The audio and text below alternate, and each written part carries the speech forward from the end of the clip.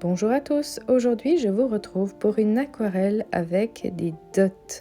Dot ça veut dire une goutte parce que quand on achète de l'aquarelle chez des artisans, ils nous offrent souvent des petits échantillons, des petites pastilles avec des tas d'aquarelles.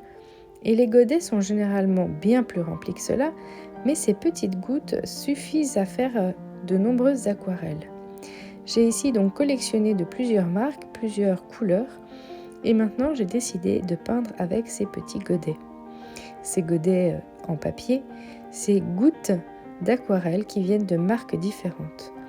J'en sélectionne donc quelques-unes. J'apprécie particulièrement les couleurs mates, mais parfois quelques touches de brillant, c'est apprécié. Alors c'est parti. Je vais préparer mes petits godets dans des palettes en porcelaine puisque quand on humidifie, ça a tendance à partir un peu partout. Donc pour éviter d'en mettre partout, je vais en mettre donc directement dans une palette en porcelaine. Et quand je veux utiliser plein de couleurs, voilà, 2 palettes, c'est bien pratique.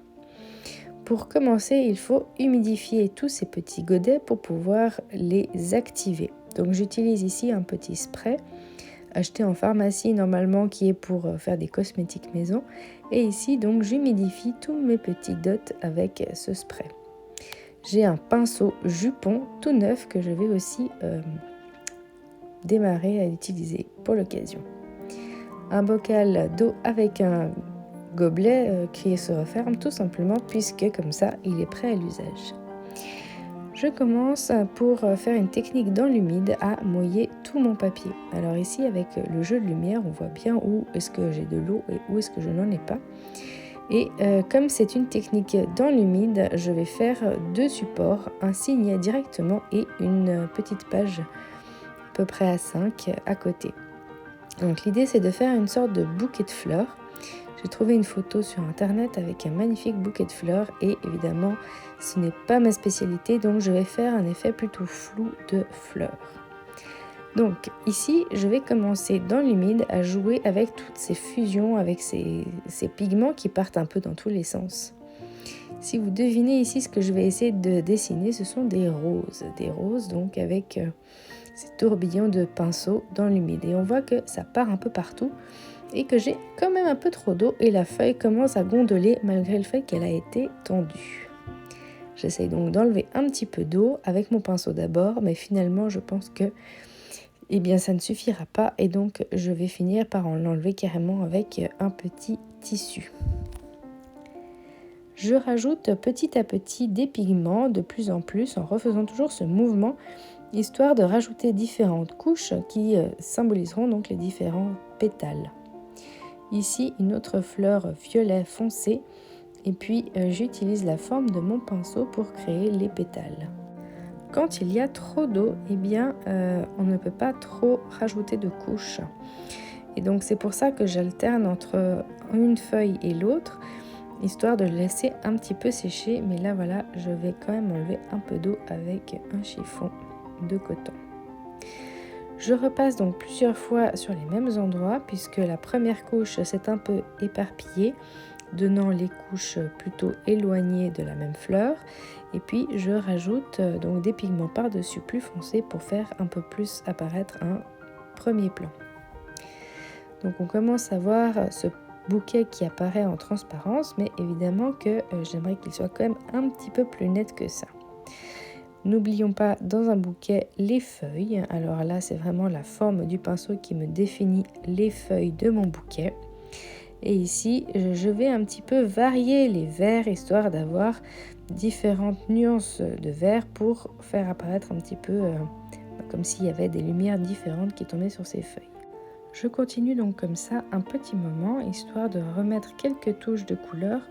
L'idée c'est bien sûr de ne pas recouvrir entièrement la feuille de papier évidemment, puisque sinon on va perdre ce contraste coloré et la feuille blanche. Donc on va laisser un petit peu de blanc par-ci par-là. Et puis on va aussi laisser sécher la feuille pour pouvoir y revenir plus tard et rajouter donc des effets. Vous voyez ici la feuille commence un petit peu à sécher, donc les tourbillons de rose foncé commencent à se voir un peu plus. Ici, les poils du pinceau jupon se dédoublent et font ainsi 2 spirales en parallèle. Donc tous ces effets-là, eh bien, c'est bien agréable, mais on voit que la spirale des roses commence gentiment à diminuer. Donc il va falloir encore repasser dessus plusieurs fois avec une feuille qui aura bien séché. Les feuilles violettes, eh bien, on voit qu'elles partent toujours beaucoup trop dans l'humide et en rajoutant encore de l'eau, eh bien, ça n'améliore pas la situation clairement. J'essaye de rajouter un petit peu de foncé dans mes roses pour pouvoir avoir un fin trait, mais ça ne changera pas grand-chose et je ne veux pas les foncer, je veux qu'elles restent roses et qu'elles ne deviennent pas de la même couleur que mes fleurs violettes. Pour mon espèce de mimosa jaune, eh bien, je vais garder le même jaune du début et une espèce de brun qui était appelé couleur safran pour jouer avec 2 doses de lumière différentes sur ces petites boules jaunes. Pour les feuilles, je vais essayer de renforcer les nervures avec le pinceau jupon une fois que les feuilles auront bien séché. Ici, en effet, ce sera possible. Et mon turquoise, je prends un pinceau très fin et puis ici je vais pouvoir dessiner une espèce de branche d'eucalyptus très fine, donc très pigmentée et très fine, donc des petites touches de pinceau qui donneront la forme des feuilles par-ci par-là aux extrémités pour montrer simplement une autre sorte de couleur et de feuilles. Donc là encore, c'est très joli quand ça vient d'être posé, mais dès que l'humidité fait disperser, eh bien ça s'efface un petit peu. Puis évidemment, les couleurs de l'aquarelle, elles deviennent toujours plus ternes une fois qu'elles sèchent. Donc il va falloir repasser dessus, encore une fois, quand ça sera sec. Donc on ne travaillera plus dans l'humide, mais du mouillé sur sec. Donc pour cette première partie, nous étions dans la technique humide. Donc humide sur humide dans la technique humide.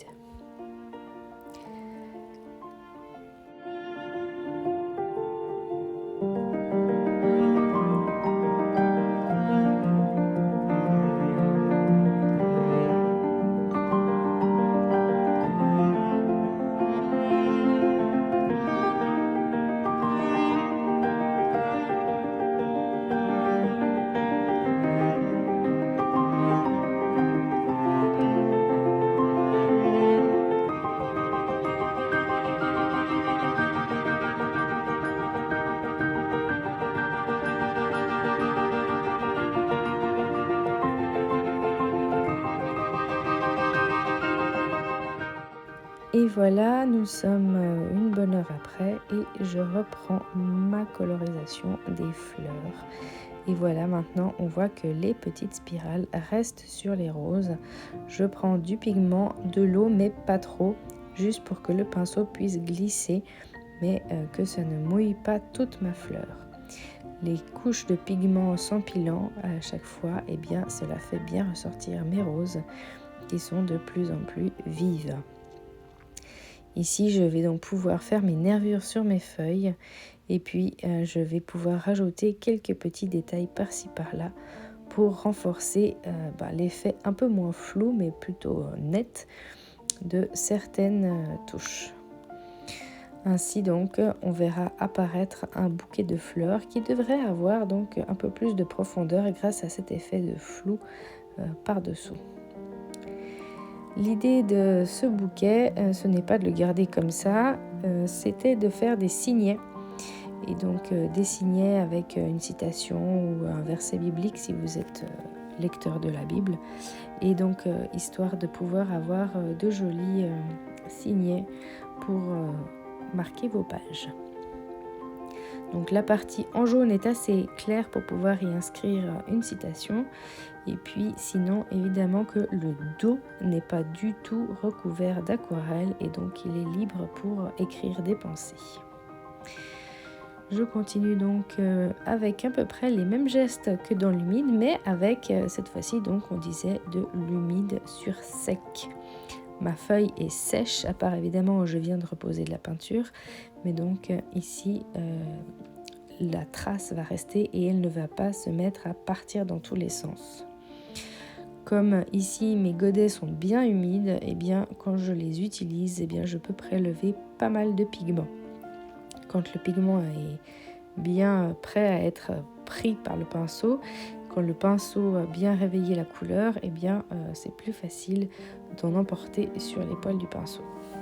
Donc ici, je renforce mes petites branches très foncées dans le turquoise, un petit peu aux extrémités.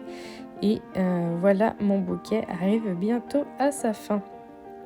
Vous aurez droit à une version scannée et je vais en faire un petit montage version numérique pour en faire une composition un petit peu plus compliquée, un peu plus superposée.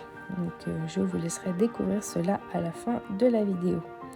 Je vous souhaite un bon visionnage et n'hésitez pas à me dire si ce genre de peinture vous a plu. Belle journée à tous!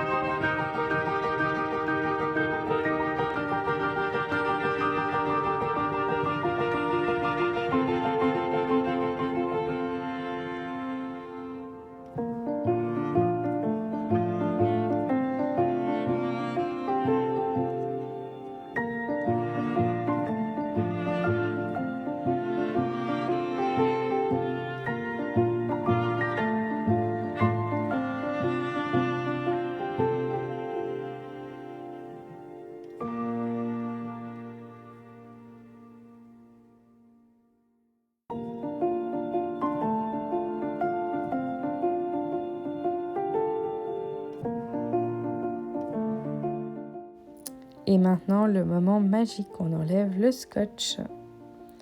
Est-ce que ce n'est pas merveilleux de voir ces bords blancs qui apparaissent après avoir été débordés sur le scotch?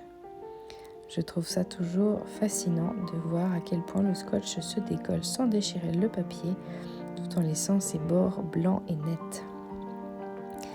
Alors maintenant, je vais encore rajouter un petit peu de peinture à paillettes pour faire briller mes roses. Donc l'idée c'est d'en mettre uniquement sur quelques petites touches, mais pas partout, histoire simplement de faire briller certaines parties, mais pas évidemment tout. Autrement, on perd de l'effet spécial. Et voilà donc mon dessin numérisé. Je peux encore le dupliquer et voilà la fin de la vidéo. J'espère qu'elle vous a plu. N'hésitez pas à me le dire en commentaire. Belle journée à tous.